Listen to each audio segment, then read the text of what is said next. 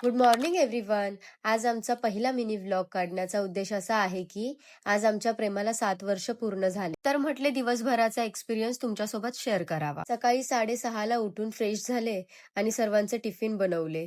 स्वयंपाक पूर्ण झाला आणि घरचे कामं आवरेपर्यंत आमच्या जिमचा सुद्धा टाइम झाला. ह्यांना उठवलं आणि आम्ही आवरून जिमला पोहोचलो. आज आम्हाला डिनरला जायचं होतं म्हणून जिमवरून आल्यानंतर ह्यांनी कार वॉश करायला घेतली आणि तोपर्यंत मी आमचं डाएट बनवलं.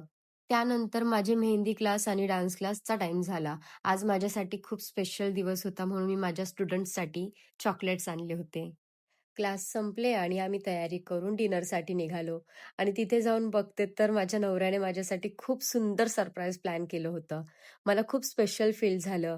मी खरंच खूप जास्त लकी आहे की माझ्यावर मनापासून प्रेम करणारा मला नवरा मिळाला.